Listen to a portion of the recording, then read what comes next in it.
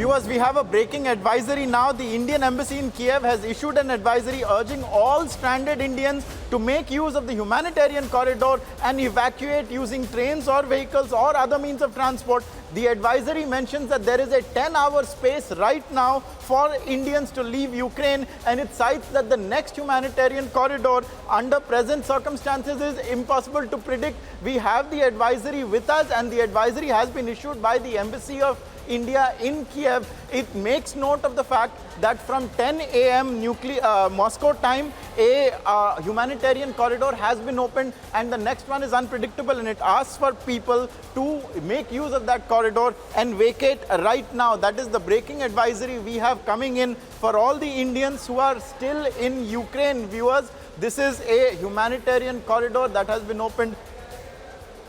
We have Colonel Binny also joining us. Colonel Binny, thank you for joining us. An advisory that says, Colonel Binny, advisory says that the next one is very unpredictable. We can't say when the humanitarian corridor will be opened again.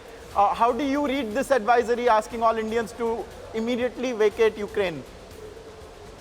I think we should see it in the light that, everybody is predicting a big assault on many of the cities, and especially in Kyiv. And we all know that the Russian forces are right there on the outskirts of Kyiv for past 2-3 days, and there has been a lot of resistance which they are facing. And now it is for them to make the final assault into Kyiv, especially. So they are in the area of Bucha and Irpin. We all know there's a lot of fighting which is happening there on the outskirts. So that is why I think this humanitarian corridor, which is now there, the MEA wants that people to make best use of it, because once the fighting starts in the urban area, especially in Kyiv and Kharkiv, where the maximum fighting is expected to happen, then it will become very difficult for people to move out of that area, and we just cannot predict what is the timeline for that. Because once inside a city, the battle can go on for days. And in that scenario, it is very difficult for any evacuation to be planned.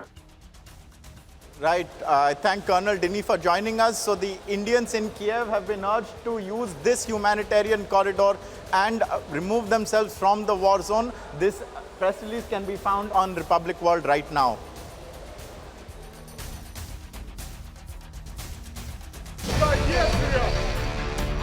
The Ukrainian city of Sumy is presently a high active war zone. A residential area was struck in the city by the Russian military.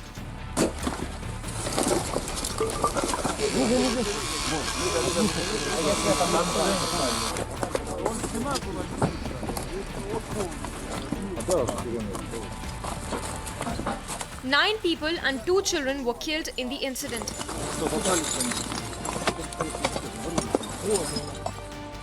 Emergency response team arrived at the scene to douse the fire and retrieve the deceased from the rubble.